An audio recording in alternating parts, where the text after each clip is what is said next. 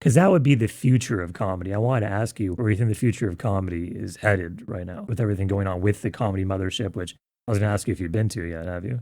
I have, yes. It Yeah. was unreal. It was awesome. I Yeah. went to Joe Rogan and Friends in April. It was so sick. It's a perfect club, perfect vibe. It actually feels like it's been open forever because it was designed by somebody who had been performing in comedy clubs for so long and just took all the best parts of it from a comedian's perspective and created it for comedians. I'm not going to even just mince words here. That's the greatest comedy club I've ever been in. And I've been in some great ones. I don't even know where to begin. All I can tell is when you go in that place, you can tell that every fucking thing on the wall, on the floor, on the ceiling, sight lines, everything in that place was painstakingly gone over to make sure that it was absolutely perfect. And that's what I kept telling Joe. He goes, how do you like the club? And I was like, dude, it is fucking perfect. It's fucking perfect. The colors of the booth. Mitzi's place, I think that's what it's called. The bar downstairs. The main room, the smaller room. I did sets Saturday and Sunday there in the smaller room. And I love that place. Yeah, he nailed it. It's fucking awesome. It's incredible. Everything is utter perfection. It's just been lovely for us to have a community again, which we've all lost. Crowds they're that pumped. are stoked to be there. I mean, oh my God, I was an unannounced guest at your show. Yeah. It was a wild reception. I mean, they were awesome. Yeah, that was the craziest reception They stood I've ever up had when in a you club. got out. It's crazy. It was nuts. It's fun to be in that real club environment. Yeah, and goddamn. Everybody came off stage with a smile, whether they were like a door guy or door girl doing 5 minutes, oh my gosh. or someone like Ron White who was popping in doing spots. Ron White. It's hot and it's fun. It's really fun. It reminds me of like the great clubs in the country where you're like when you go to Comedy Works in Denver or Acme in Minneapolis, where you're like, man, that was fun as shit. It's fire. It's the same kind of vibe there, like audiences that are stoked to be there. I think the future is in really good hands. I think I was talking to Mark Norman about this after our interview, and I said this in a video before, but I think this is kind of just the beginning of comedians like opening their own clubs, like the Mothership. Chappelle's opening one in Ohio. And I think in 10 or 15 years from now, like how Broadway in Nashville is just every big country singer with their own bar.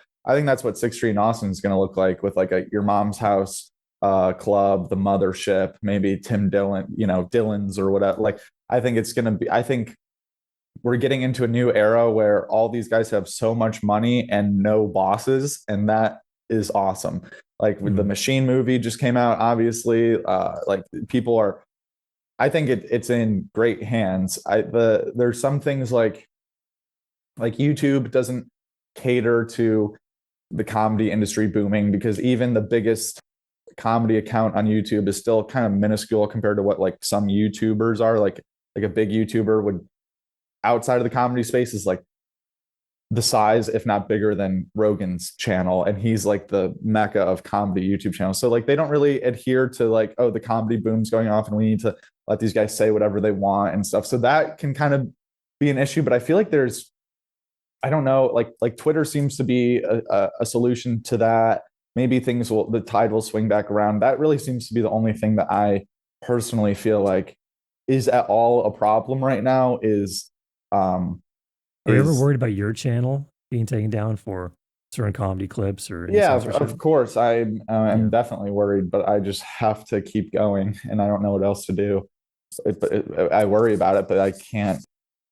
I just do it. I'm worried about it every day, dude. Yeah, it sucks. Last video I posted a picture of I posted a short we talked about the Barbie Oppenheimer thing, Barbenheimer. Have you heard about it? Yeah. And I animated Barbies. I was like, what if Barbie Land had real world events like a Holocaust or a 9/11, and they're like pink twin towers, and I animated. I painted the twin towers pink and animated Barbies jumping out of the twin towers as they're exploding. And I'm thinking, like, is this gonna get taken down? Is that up? Yeah, it's up. What, dude? That's so much worse than Roseanne. I swear to God, that's crazy. Whatever she was saying about the Holocaust, that's not worse, but like to YouTube, I would think it's worse. That's hilarious. So I guess I would be worried about that, but like you can't really control that to a certain extent. And these guys are everyone seems to be doing like really well, selling out everywhere they go. Like,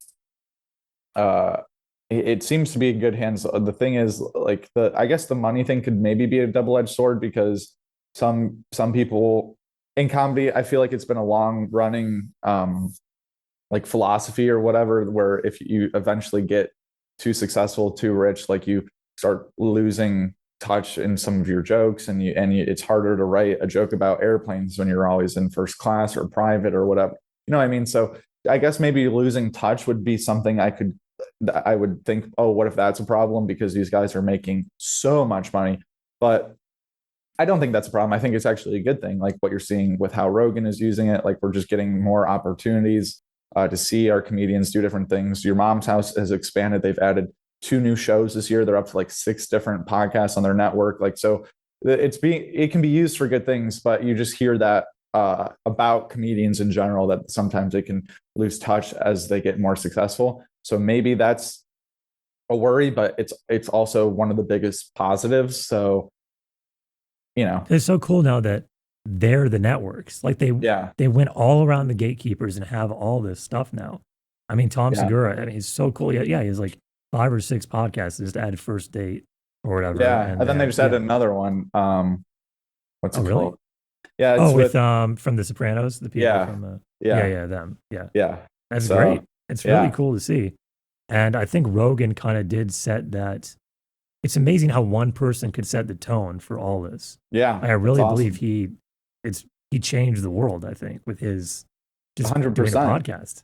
And with just the way, like, how I got introduced to comedy, and same with you, and like our age entering this world, is like, he is the most influential person, and he is like the staple. He is like, the standard, I should say. So entering this business, if you want to call it that, people our age think that is how you're supposed to do it in comedy, when all you hear from the older guys talking is how it used to be so competitive and backstabbing and all that stuff.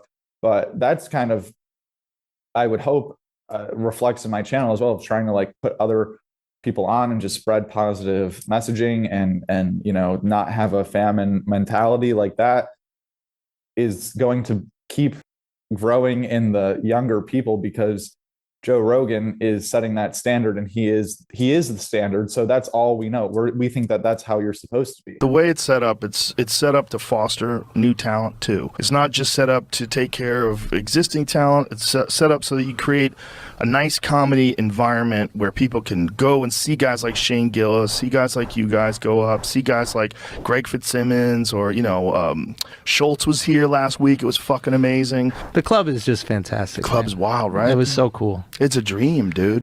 Mm-hmm. And that's rubbing off on Tony Hinchcliffe. I mean, he's making more people careers than anyone except for Joe, basically. Like, it's awesome. It's awesome, really, everything that's happening. I think the future is in great hands. I really do too. And Kill Tony's done so many good things.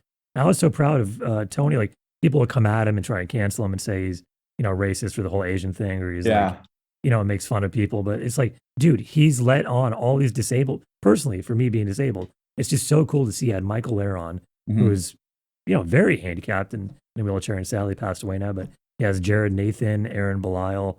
And I've never seen anyone more accepting of people in the disabled community. Well, of course, I get told all the time, like people don't believe me when I tell them this, but I mean, it is like all the time people discriminate against me or talk shit or do whatever just because I'm disabled. I'm strangers all the time. Damn. It's like real, like if I can go anywhere and it will be like the 1950s for, a minority, right? Yeah.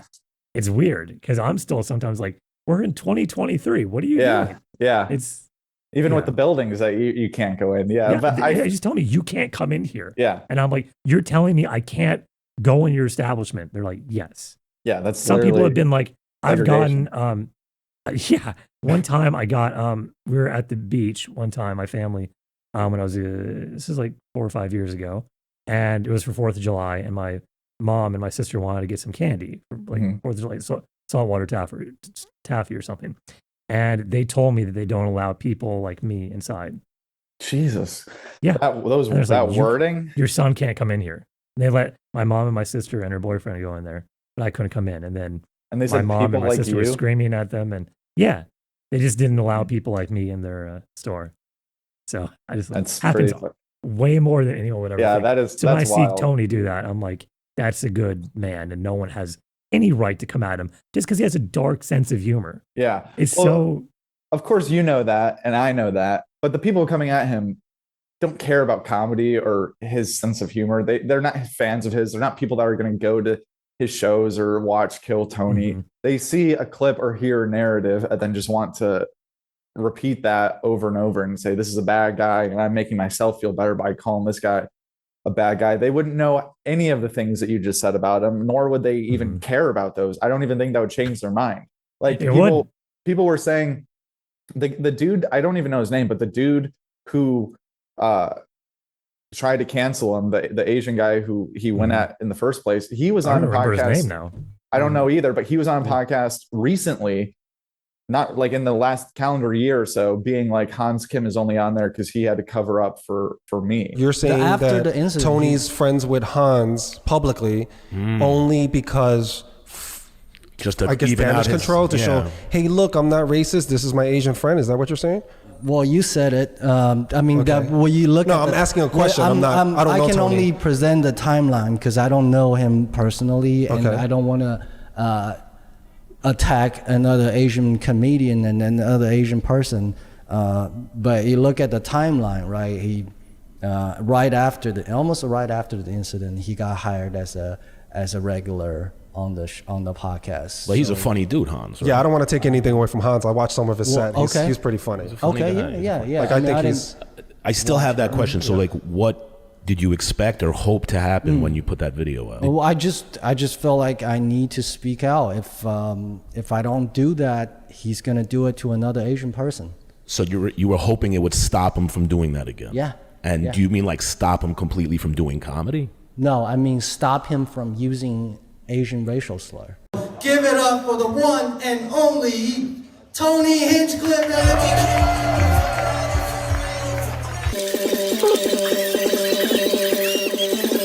Yes, hello, good evening, welcome, hello.